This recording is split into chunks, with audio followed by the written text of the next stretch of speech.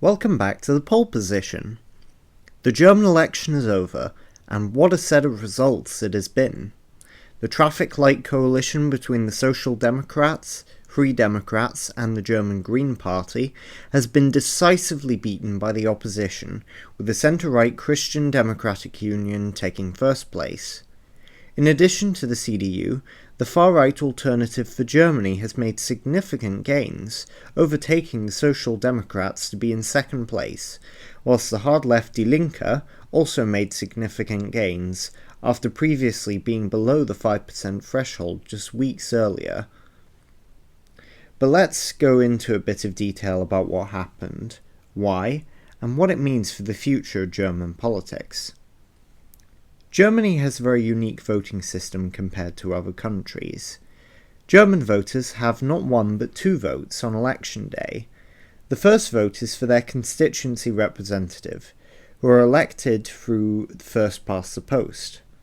The second is for the party that they want to represent them in the Bundestag, elected through a regional party list. The composition of the Bundestag is determined by the second vote, and regional seats are allocated based on both the number of votes and the number of constituencies won by the different parties.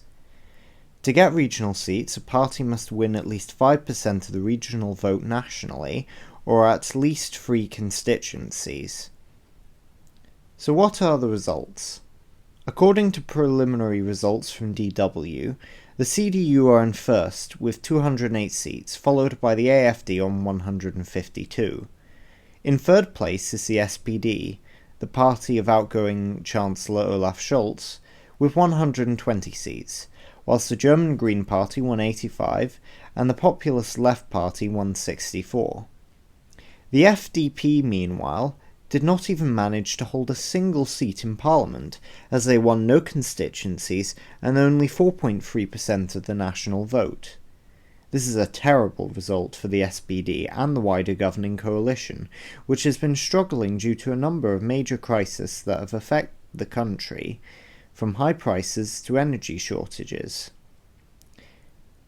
It is especially bad for the SPD, since this is the first time in a democratic election where the SPD were not first or second since 1907.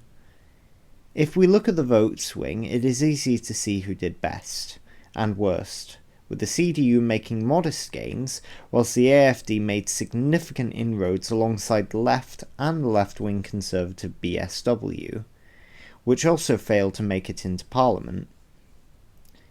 Interestingly, the AfD actually made bigger inroads with the CDU, according to analysis by DW, with the SPD losing around 720,000 voters to the AfD, whilst the CDU lost around 1 million. However, the CDU were able to make up for this, taking around 3.5 million voters from the various members of the previous coalition government. What is particularly interesting is the regional differences. The AfD absolutely dominated the former Eastern Soviet bloc, winning almost every seat outside Berlin, whilst the CDU and SPD mainly performed well in the West. This could be down to a number of factors, including the wealth divide between the two halves of the country, brought on by the history around Germany's division after the Second World War. Since no party has a majority, there will need to be a coalition government. So who will form the next administration? We know for sure that it will not involve the AfD, as every other party has ruled out any deal with them due to various scandals and controversies surrounding the party, and we also know that it is impossible to form a majority without the CDU under these circumstances. So the question now is who will join them. Most likely, we will see a CDU-SPD coalition, as the two parties have been in government, with the other before and generally work well together. Between them, they have a slim majority, which will mean they won't need to involve other parties like the Greens or Die Linke. So what happens with the AfD now? Whilst I try to avoid making long-term predictions, it must be said that it will be difficult for them to enter government considering their reputation in politics as an extreme and divisive party that would most certainly be alienating to many German voters. They are most certainly a powerful voice after this election, but with only 20% of the vote it is clear that they have a long way to go before they can feasibly lead a government, when polls show that they are still the party that the fewest number of voters want to see in government. Overall, this has been a very interesting election, and I would love to hear your thoughts in the comments section below. If you like what you see, then don't forget to subscribe and leave a like. As always, have a great day, and I'll see you next time.